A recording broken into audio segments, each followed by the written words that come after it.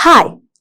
English എന്ന subject വളരെ ഈസിയായി വായിക്കാനും എഴുതാനും പഠിക്കാനും സംസാരിക്കാനും നിങ്ങൾക്ക് സാധിക്കുമെങ്കിൽ തീർച്ചയായും നിങ്ങൾ ഇംഗ്ലീഷ് ഗ്രാമർ പഠിച്ചിരിക്കണം. അതിൽ തന്നെ ഇംഗ്ലീഷ് ഗ്രാമറിന്റെ നട്ടെല്ല് എന്നറിയപ്പെടുന്ന ടെൻസസ് പഠിച്ചു കഴിഞ്ഞാൽ ഇംഗ്ലീഷ് എന്ന സബ്ജക്റ്റ് ഈസിയായി 50% ഈസിയായി നിങ്ങൾക്ക് ഹാൻഡിൽ ചെയ്യാൻ സാധിക്കും. സോ ഇവിടുന്ന് ഇനി അങ്ങോട്ട് ഈ ഇംഗ്ലീഷിന്റെ ഏറ്റവും വലിയ ബേസ് എന്നറിയപ്പെടുന്ന ഈ ടെൻസസ് വളരെ സിമ്പിളായി നമ്മൾ ക്ലാസ് തുടങ്ങാൻ പോവുകയാണ്.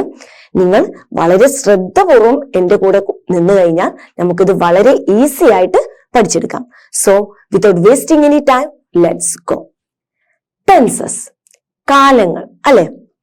മലയാളത്തിൽ പറയാറുണ്ട് ഭൂതകാലം, ഭാവി കാലം, വർത്തമാനകാലം എന്നൊക്കെ. അതെ, ആ സെയിം സാധനം തന്നെയാണ് ഈ ടെൻസസും. ടെൻസസ് ഇവിടെയും പ്രസന്റ്, പാസ്റ്റ്, ഫ്യൂച്ചർ, ഭാവി, വർത്തമാനകാലം, ഭൂതകാലം. Okay. Then structure of a sentence. Tense എന്ന് പറഞ്ഞ് ഞാൻ ഇവിടെ ഫസ്റ്റ് കൊടുത്തിട്ടുള്ളത് സ്ട്രക്ചർ ഓഫ് സെന്റൻസ് ആണ്. സ്ട്രക്ചർ ഓഫ് സെന്റൻസ് എന്ന് പറയുന്നത് ടെൻസ് പോലെ തന്നെ ഗ്രാമറിന്റെ മറ്റൊരു പാർട്ടാണ് ഇത്.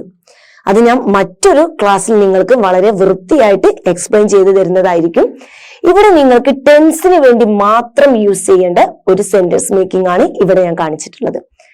Okay, first one, subject auxiliary verb SAV എന്ന് പറയുന്ന ഒരു പാറ്റേൺ ഇവിടെ നിങ്ങൾ കാണുന്നുണ്ടാവും. നിങ്ങൾ പൊതുവെ കോമൺ ആയിട്ട് യൂസ് ചെയ്യുന്ന ഒരു പാറ്റേൺ ഇതാണ്. നിങ്ങൾ പൊതുവെ പറയുന്ന ഒരു പാറ്റേണും ഇതായിരിക്കും. Subject verb object SVO pattern. Okay, നമുക്ക് ഇവിടുന്ന് തുടങ്ങാം. Subject auxiliary verb.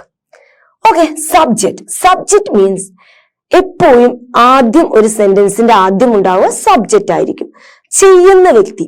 Okay, subject എന്ന് പറഞ്ഞാൽ a name of a person, noun ആയിരിക്കും. A name of a person, place or thing. ഒരു വ്യക്തിയുടെ പേരോ ഒരു സ്ഥലത്തിന്റെ പേരോ ഒരു മൃഗത്തിന്റെ പേരോ എന്തുമാവട്ടെ അതായിരിക്കും നൗൺ. Then pronoun. നൗണിന് പകരം നമ്മൾ യൂസ് ചെയ്യുന്നതാണ് എന്ത്? പ്രോണോൺ. ഹി, ഷീ, ഇറ്റ്, ദേ എന്നൊക്കെ പറയുന്നതാണ് pronoun.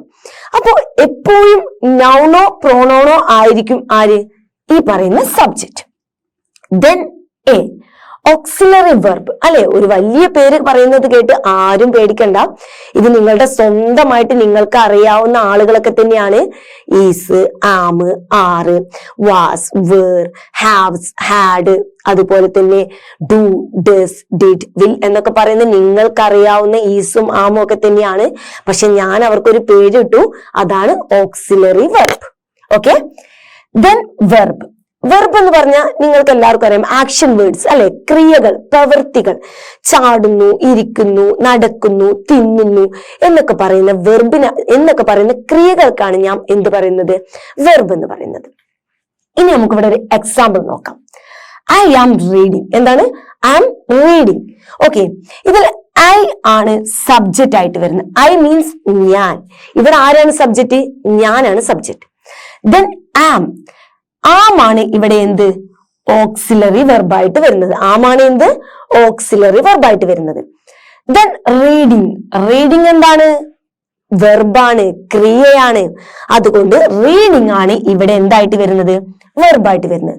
So I subject, am auxiliary verb, reading verb. Okay, subject auxiliary verb.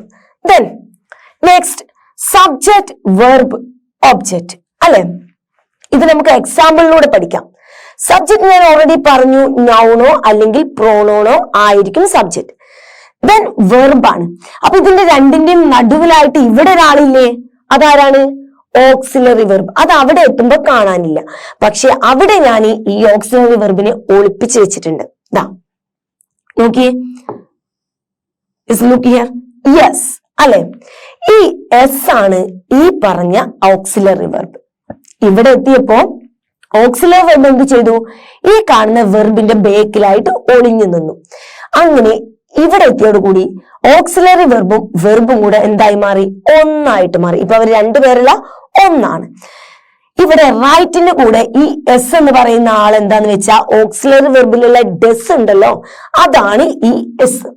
Okay, അപ്പൊ സബ്ജക്റ്റ്, വെർബ്, വെർബിന്റെ കൂടെ ആരുണ്ട്? ഓക്സിലറി വെർബും ഉണ്ട്. Then object. ഒബ്ജക്റ്റ് എന്ന് പറയുമ്പോൾ എന്തിനെയാണോ ചെയ്യുന്നത് അതാണ് ഒബ്ജക്റ്റ്. ഇവിടെ ഹി റൈറ്റ്സ് എ നോവൽ. അവൻ എന്ത് വായിക്കുകയാണ്? നോവൽ വായിക്കുകയാണ്. നോവലാണ് വായിക്കുന്നത്. അപ്പൊ നോവലാണ് എന്ത്? ഒബ്ജക്റ്റ്. മറ്റൊരു ഉദാഹരണം പറയുകയാണെങ്കിൽ അവൻ മാങ്ങ കഴിച്ചു. അവൻ എന്ന് പറയുന്നത് സബ്ജക്റ്റും കഴിച്ചു എന്ന് പറയുന്നത് വെർബും. അതുപോലെ ഒബ്ജക്റ്റ് അവിടെ എന്തായിരിക്കും? മാങ്ങ. എന്താണോ കഴിച്ചത് അതാണ് ഒബ്ജക്റ്റ്. ഇനി എന്തെങ്കിലും കൂടുതലായിട്ട് ആ ഒരു സെന്റൻസിൽ നമുക്കുണ്ട്. ചില സെന്റൻസുകൾ വളരെ വലുതായിരിക്കും അല്ലെ? അങ്ങനെ വരുമ്പോ അത് നമ്മൾ എവിടെയാണ് ആഡ് ചെയ്യേണ്ടത്? ചിലപ്പോൾ അതിനെ കുറിച്ച് കൂടുതൽ വിവരങ്ങളൊക്കെ പറയുന്നുണ്ടാവും. അത് നമ്മൾ ഇതാ ഇവിടെ ആഡ് ചെയ്യും. എവിടെ? ഒബ്ജക്റ്റിന് ശേഷം ആഡ് ചെയ്യും. ഇനി എന്തെങ്കിലും കൂടുതലായിട്ട് ആ സെന്റൻസിൽ ആഡ് ചെയ്യണമെങ്കിൽ അത് നമ്മൾ ഒബ്ജക്റ്റിന് ശേഷം ആഡ് ചെയ്യും. ഓക്കെ, അപ്പോ സബ്ജക്റ്റ്, വെർബ്, ഒബ്ജക്റ്റ്. ഈ വെർബിന്റെ കൂടെ ആരും കൂടെ വരും? ഓക്സിലറി വെർബും കൂടെ ആഡ് ആണ്. ഓക്കെ അല്ലേ? അപ്പോ SVO ആണ് നമ്മുടെ മെയിൻ ആയിട്ടുള്ള പാറ്റേൺ. Okay, subject. ഇനി ഞാൻ ആ പറഞ്ഞിട്ടുള്ളത് വീണ്ടും കുറച്ച് എക്സാമ്പിൾ ആയിട്ട് ഈ ടേബിളിൽ കാണിച്ചിട്ടുണ്ട്. സബ്ജക്റ്റ് എന്ന് പറഞ്ഞാൽ I, you, we, he, she, they, it, that, this. ഇതിന്റെ കൂടെ എന്തും കൂടെ വരും? നാമങ്ങളും വരും കേട്ടോ. നമ്മൾ പേരുകൾ പറയില്ലേ, രാധ, രാമു എന്നൊക്കെ പറയുന്ന പേരുകളും നമ്മൾ ഈ സബ്ജക്റ്റിന്റെ കൂടെ ആഡ് ചെയ്യും.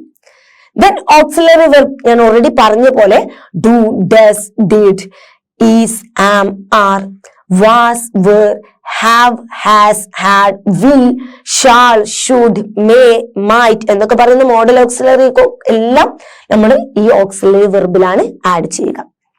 Then verb. വെർബ് എന്ന് പറഞ്ഞ ക്രിയകൾ, പ്രവൃത്തികൾ അല്ലെ? ഇവിടെ play, study, go, run, come ഇങ്ങനെ എന്ത് പ്രവൃത്തികൾ ഉണ്ടെങ്കിലും അതെന്താണ്? വെർബാണ്. ഓക്കെ, ദെൻ ഇവിടെ വീണ്ടും ഞാൻ ഒന്നും കൂടെ അതൊന്ന് ഉറപ്പിക്കാൻ വേണ്ടിയിട്ട് വീണ്ടും കൊടുത്തതാണ്. നമ്മുടെ സെന്റൻസ് മേക്കിങ്ങിന് ആവശ്യമുള്ള സെന്റൻസ് ഏതാണ്? സെന്റൻസിന്റെ പാറ്റേൺ ആണ് സബ്ജക്ട്, വെർബ്, ഒബ്ജക്റ്റ്. ഇവിടെ ഒരു ഉദാഹരണം പറയാം. They means subject, verb, play. They play cricket. They play cricket. Subject, verb, object. Okay, ഇതാണ് നമ്മൾ ഇനി അങ്ങോട്ട് ടെൻസ് എടുക്കാൻ പോകുമ്പോൾ പിന്തുടർന്ന് പോകുന്ന പാറ്റേൺ ആണ് SVO. ഓക്കെ, നമ്മളിപ്പോ സബ്ജക്റ്റ് പറഞ്ഞു, വെർബ് പറഞ്ഞു, ഒബ്ജക്റ്റ് പറഞ്ഞു.